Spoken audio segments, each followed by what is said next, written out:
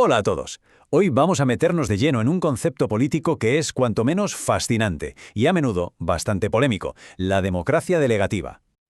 A ver, pensemos un momento. ¿Qué es lo que pasa justo el día después de unas elecciones? Porque claro, el resultado, el recuento de votos, eso es solo el pistoletazo de salida. La verdadera cara de una democracia, su esencia, se ve en cómo se empieza a usar el poder a partir de ese preciso instante. Y es que, para algunos líderes, esa victoria en las urnas no es para nada una invitación a negociar o a rendir cuentas. No. Es algo bastante distinto. Es como si el pueblo les diera literalmente un cheque en blanco, para que gobiernen como les parezca. Pues bien, esta idea del cheque en blanco tiene un nombre técnico, ¿eh? Se llama democracia delegativa. Es un término que acuñaron los politólogos allá por los años 80 para poder describir un tipo de gobierno que estaba surgiendo en América Latina y que la verdad no había manera de encajarlo en las categorías que se conocían hasta entonces. Vale, ¿y qué es exactamente? Pues mira, es un sistema en el que un líder, que ha sido elegido en unas elecciones libres, ojo, recibe esa delegación del poder. ¿Para qué? Para gobernar como él o ella crea conveniente, con muy poquitos límites o controles de otras instituciones hasta que lleguen las próximas elecciones. Y aquí está la clave de todo, el quid de la cuestión.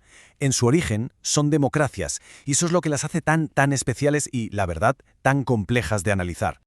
Y es muy importante entender esto, ¿eh? No estamos hablando de un autoritarismo puro y duro, porque como decíamos, hay elecciones libres, hay ciertas libertades, pero claro, tampoco es la democracia representativa que la mayoría tenemos en mente. Se queda en un terreno intermedio un poco en tierra de nadie, muy particular.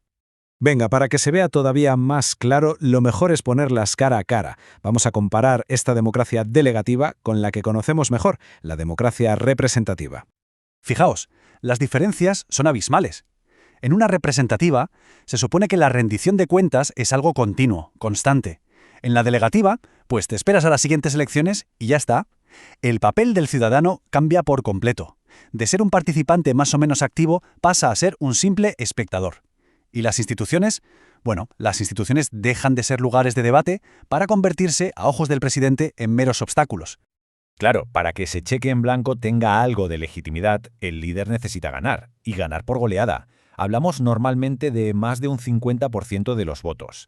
¿Por qué? Porque ese margen tan grande es la excusa perfecta para decir, ojo, yo no represento a un partido, yo represento la voluntad de toda la nación.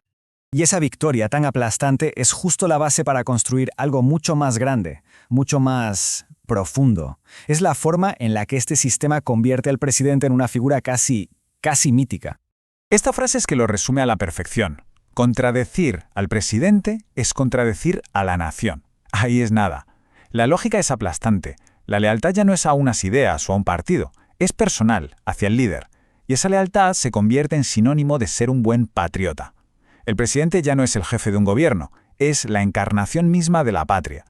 Entonces, ¿cómo son estos líderes? ¿Cuáles son sus rasgos? Pues mira, primero, afirman que representan a toda la nación, no solo a los que les votaron. Segundo, su liderazgo es muy carismático, muy personalista, todo gira en torno a su figura. Tercero, crean constantemente una narrativa de nosotros contra ellos, ya sabes, la patria frente a la antipatria. También suelen apoyarse más en movimientos sociales amplios que en las estructuras rígidas de un partido. Y sobre todo, y esto es clave, siempre están hablando de crisis. Hay un lenguaje de emergencia constante que lo justifica todo. Claro, como es lógico, toda esta concentración de poder en una única persona tiene consecuencias. Y unas consecuencias, la verdad, bastante directas y dramáticas para el resto de instituciones del Estado.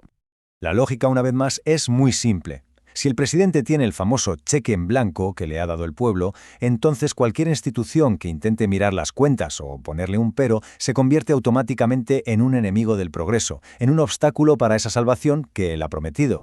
Y el resultado es que, poco a poco, se van minando todos los contrapesos democráticos. El Congreso, un sitio donde solo se pierde el tiempo y se ponen trabas. Los tribunales, un desafío directo a la voluntad popular que él representa.